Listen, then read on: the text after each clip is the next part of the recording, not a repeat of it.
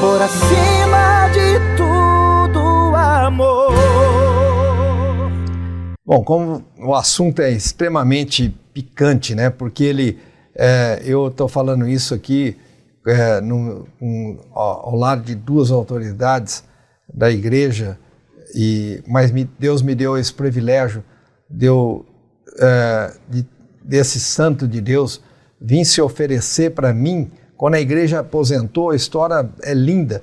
A igreja determinou que, ao chegar após os 75 anos, que ele não tinha missão mais de pároco, mas ele estava lá até os 78, e então ele já tinha cumprido a missão, e por volta, próximo de fazer 80 anos, quando determinaram que ele não teria que ser mais a obrigação de chefe da igreja, o pároco, ele humildemente chega no meu escritório, e ele se portava de uma maneira interessante, que ele sempre estava com a mãozinha assim, e sentado, e se oferecendo para trabalhar para mim de voluntário.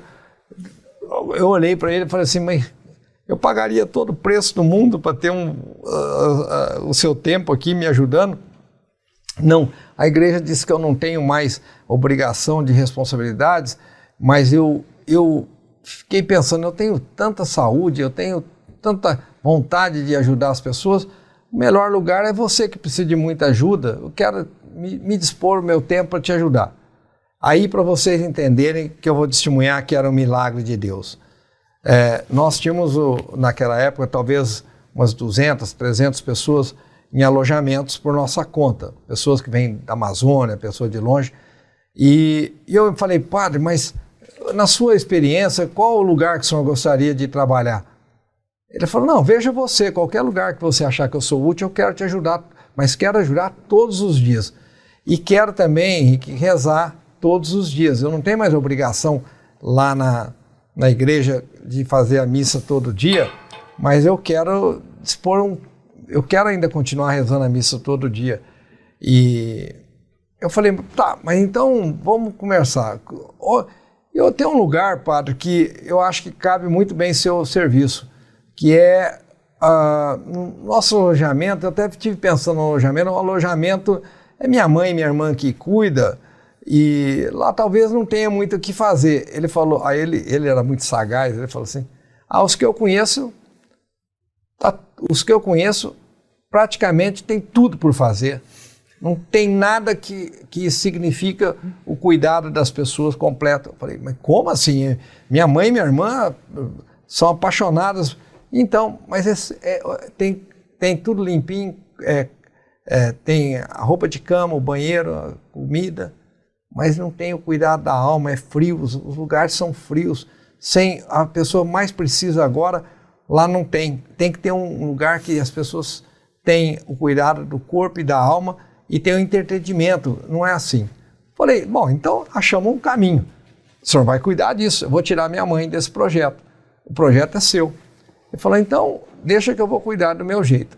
Primeira, foi ver os alojamentos, já começou a ter as ideias dele, aí trouxe um projetinho desenhado, mais ou menos desenhado, do jeito que ele achava que tinha que ser as pessoas ficando ao cuidado da doença, teria que ter um entretenimento de lazer, bordado, costura, aprendizado, pintura e todo dia um encontro com Deus, uma capela. Improvisadamente nos lugares, ele falou, não pode ficar sem ter oração todo dia para essa alma.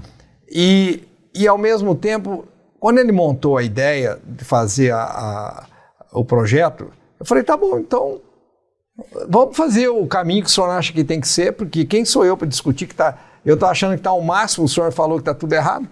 Não, está incompleto, está tudo incompleto e nada do jeito que tem que ser. Falei, tá bom, ele não discute, vai assumir então. Aí ele assumiu os alojamentos. Não passou um mês, ele apareceu com um projeto completo, que era para fazer 50 leitos com a área de entretenimentos, mas no terreno da igreja. Ele nem palpou, ele falou, eu sei do terreno da igreja, mas vou fazer uma coisa que vai direcionando e nós vamos crescendo aos poucos. E aí primeiro momento que eu sabia que ele era um santo de Deus, assim, com provas evidentes. Ele foi na Itália, para os primos, os amigos, fizemos jantar, almoço, festa, bingo, tudo para arrumar o primeiro dinheiro para fazer o sonho dele, que era o jeito completo. Aí acabamos de fazer os primeiros 50 leitos e aquele vibrando, e ele viajou, buscou e tal. Aí quando fizemos o segundo leito, veio um amigo meu que era um fazendeiro e ele era, acho que já era evangélico, ele é um pastor hoje da igreja evangélica. Mas ele veio para ver o hospital e para ajudar o hospital. Nós mostrando o projeto do hospital, humildemente ele estava com um projetinho dele debaixo do braço, eu falei para André, aí eu apresentei e falei, Luiz, eu queria que você visse também, nós estamos, André contou alguma história para ele se encanta pelo Padre André, esquece do hospital e depois me pergunta, você não importa de vez de eu te ajudar, eu ajudar ele? E deu 50 leitos para ele em seguida. E deu mais 50 leitos do lado. Ele vibrou, né? Ele, assim, aquela humildade, já foi para 100 leitos. Hoje nós estamos falando que ele realizou, dos 78 anos até os 91, ele realizou 350 leitos nessa forma de ser um santo que cativava a todos, encantava a todos. Então, essa história de conviver com ele, naquela alegria, naquela dimensão de busca, uma pessoa com 80 anos está buscando uma rede, uma vara para pescar. Ele não, ele estava buscando o cuidado mais completo sobre a alma das pessoas e crescendo naquele projeto dele. Nós vamos mostrar aqui o filme do projeto dele para vocês hoje, que é a Madre Paulina. É um abrigo que ele fez, para nós todos pensarmos que nós estamos fazendo quando chegar nos 80 anos. Que Deus, pelos dons que deu para ele sabia que ele tinha de servir, a ajudar, ainda teria que fazer mais coisas. E fez essa maravilha que vocês vão ver no filme, que é a Madre Paulina. E hoje ela abriga 350 pessoas que vêm, a maioria são pessoas mais pobres, mais longe da Amazônia, e nós servimos refeições para 1.500 pessoas por dia. Tudo isso foi desenhado e idealizado por esse santo.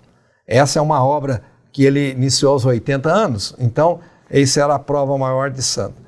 E aí tem uma passagem, por isso que eu acho que Dom Milton, eu estou querendo contar essa história, que ele fazendo a construção e ele fazendo as missas nos corredores, improvisado, do jeito que ele queria a missa todos os dias. Uma vez ele foi para a Europa buscar mais dinheiro na família, o aniversário dele ele pedia para as pessoas darem um dinheirinho para ele construir abrigo. Aí ele foi para a Europa, eu falei, vou fazer uma surpresa para ele. E levantei então uma capela e pensei mais no jardim ao redor da capela, e o terreno era pequeno, eu fiz uma capela pequena. A casa estava designada para 200 leitos, hoje ela está com 350 leitos, ele deixou. Mas eu fiz uma capela que ia caber umas 70, 60 pessoas. E umas 50 pessoas, eu acho. Deixei muito jardim ao redor da capela. Fiquei imaginando o jardim ser mais importante, talvez, não sei. Aí eu viajei, eu já estava todo levantado as paredes até 1 metro de altura, Dom Milton. Ele chegou da Europa e viu que a capela só ia caber 50, 70 pessoas, e a casa estava prevista para 200. E ele chegou e chamou o engenheiro gostava muito dele, o Zé Eduardo, falou, quebra tudo isso aqui, quebra isso aqui. Ele falou, mas como, padre? O Henrique fez isso aí de surpresa para te dar alegria. Ele falou, não, ele me deu tristeza. Como é que ele via uma casa de 200 pessoas, me faz uma capela para 50? Ele não aprendeu até hoje que o tamanho da alma, o tamanho do corpo é o tamanho da alma? Quebra isso tudo. E aí ele foi intransigente. Ele mandou quebrar e ficou olhando quebrar. Aí o Zé Eduardo me ligou e falou, o que eu faço? Mas nem discute, quebra tudo. O que foi? Aí quebrou tudo a capela. Aí eu cheguei e falei, mas como? Tanto tempo que nós estamos juntos e você não aprende que o tamanho do corpo é o tamanho da alma? E aí você, que história é essa? Mas como? Ele me deu um sermão. Eu falei, toma o terreno inteiro e faz a capela. A capela deve caber hoje, era previsto 200 pessoas, deve caber 200 pessoas. O Patrulha é que vai contar a história, que ele que toca, que ele faz as missas todos os domingos lá. Mas essa história, Dom Milton, eu batizei ele naquele momento que ele mandou quebrar e ficou vendo quebrar. Eu batizei com a passagem de São Judas ter apontado para Jesus a venda dos pombos, o comércio, as moedas na frente do templo. E ele não ele não ficou satisfeito de falar assim, manda quebrar e quebra. Ele ficou vendo quebrar. Aí eu falei, passando no sermão que ele passou. Então eu peguei e fiz a capela do tamanho do terreno, não deixei lugar para nem fazer jardim mais. Aí eu construí uma capela. Esse foi um dos momentos que eu brinquei e falei, olha, essa cena dele é idêntica de São Judas, brincando. E fui brincando que ele parecia São Judas.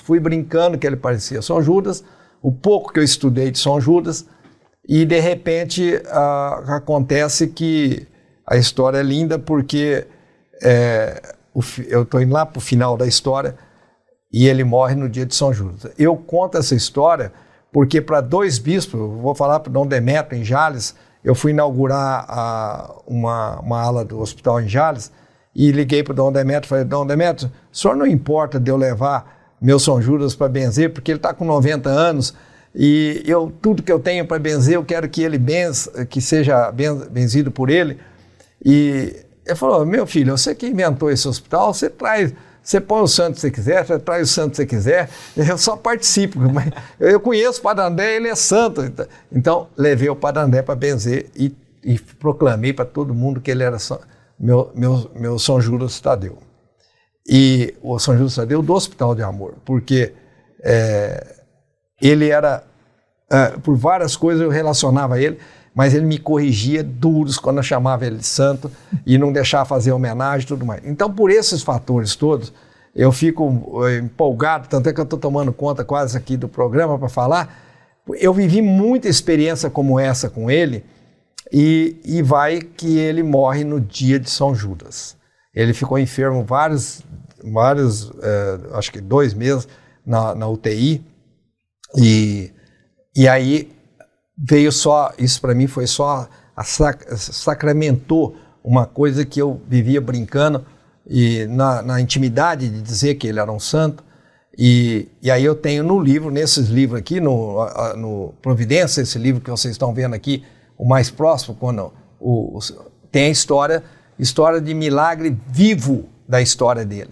Por isso vale a pena, quem quiser saber mais também da história do Padre André, o livro A Providência, eu deflaguei, também nos 2 livros, eu acho, o Acima de Tudo Amor, porque é muita história, é uma história tão linda, mas tão linda que eu vivi, que todo dia eu rezo para Deus como é que Ele me permitiu eu conviver com um santo, da intimidade que eu vivi, de sonhar junto, trabalhar junto, e me ensinou tanto. Hoje o Hospital do Amor tem um cuidado profundo sobre o cuidado da alma, está à prova do nosso capelão, um presente de Deus que Dom Milton, foi o primeiro pedido que eu pedi para o Dom Milton, que eu necessitava de cobrir todo o cuidado do corpo com assistência de capelão. E a maior prova, Dom Milton, disso é que ele, quando não via assistência dos evangélicos de outras religiões, que não dava assistência diária no cuidado da doença daquele paciente, ele pegava o telefone, ele achava o número e chamava o pastor e inclamava, pelo amor de Deus, não deixe de cuidar da alma do seu... Então, eu vi esse cuidado de sentir que... Mas, olha, Dom Milton, de cada 100 pessoas que tivesse lá, 20 ou 30 que eram evangélicas, olha, 80% ia na missa dele. 80% ficava embebecido por ele. Porque o que acontecia? Todo mundo via um homem que se preocupava diferente com cuidar da vida do doente. Não via só cuidar do remédio.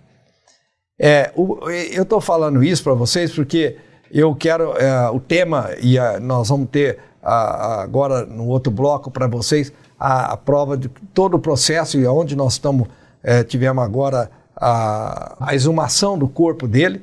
Vocês vão ver nesse bloco e eu vou começar o bloco pedindo para o Padre Túlio contar também a inspiração que ele tem pelo fato da história do Padre André. E eu me empolgo demais quando eu falo dele, porque eu não acredito que Deus me permitiu eu conviver com um santo de carne e osso. Então, por isso, fiquem aí. Vocês vão gostar de continuar a história do Padre André. Por acima de tudo, amor.